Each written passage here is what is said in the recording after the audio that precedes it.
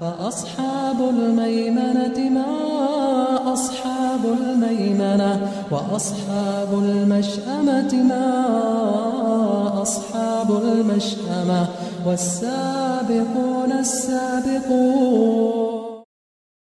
Хвала Аллаху, по милости которого совершаются благие дела. Я свидетельствую, что нет божества достойного поклонения, кроме Аллаха, и что наш господин Мухаммад – его раб и посланник. О Аллах, благослови и приветствуй миром нашего господина и любимца Мухаммада, его семью и сподвижников. О рабы Аллаха, я завещаю вам и своей грешной душе бояться Всевышнего Аллаха. Бойтесь же Его и повинуйтесь Ему, ведь поистине Аллах с теми, кто богобоязнен и кто творит добро. Дорогие мусульмане, по милости Аллаха нас окутал благословенный Рабиуль-Авваль, месяц, в котором родился посланник Аллаха, мир ему и благословение Всевышнего. Пусть Господь миров поможет нам проявлять соответствующую благодарность своей милости. Великий ученый и праведник Абу-Бакр ибн Тахир сказал: «Всевышний Аллах украсил своего пророка украшением милости. Его существование несло в себе милость, его качества и нравы являли собой милость для творений. Именно тот, кого коснется какая-то часть этой милости, является спасшимся от всего плохого и достигшим всего хорошего в обоих мирах. Разве ты не видишь, что Всевышний Аллах говорит: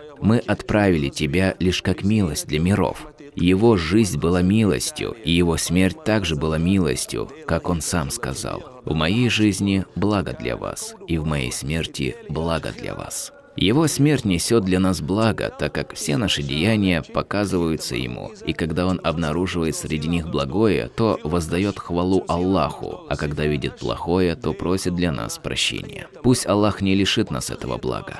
В другом хадисе говорится: когда Аллах желает милости для какой-то общины, Он забирает ее пророка прежде нее, чтобы тот подготавливал для нее место в последней жизни. Всевышний одарил нашего пророка, да благословит его Аллах и приветствует, всеми совершенными качествами, как внешними, так и внутренними. Что касается его красоты, то Абу Хурайра, да будет доволен им Аллах, говорит: «Я не видал ничего прекраснее посланника Аллаха, как будто бы солнце играло на его лице».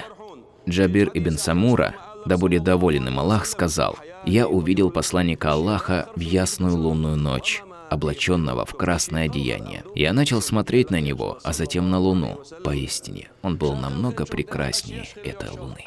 Айша, да будет доволен ею Аллах, рассказывает: посланник Аллаха был самым красивым среди людей, самым светлым. Описывающий не мог описать его, не сравнив его лицо с луной.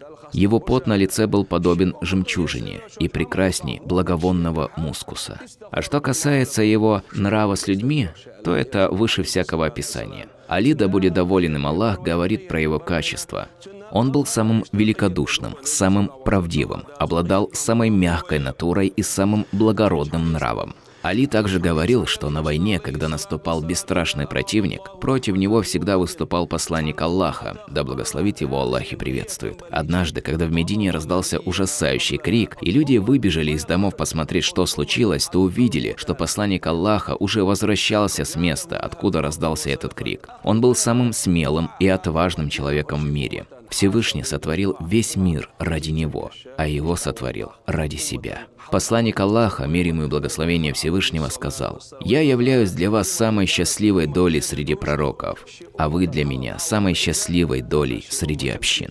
Пусть Всевышний Аллах прибавит нам любовь к Нему и следование Его пути.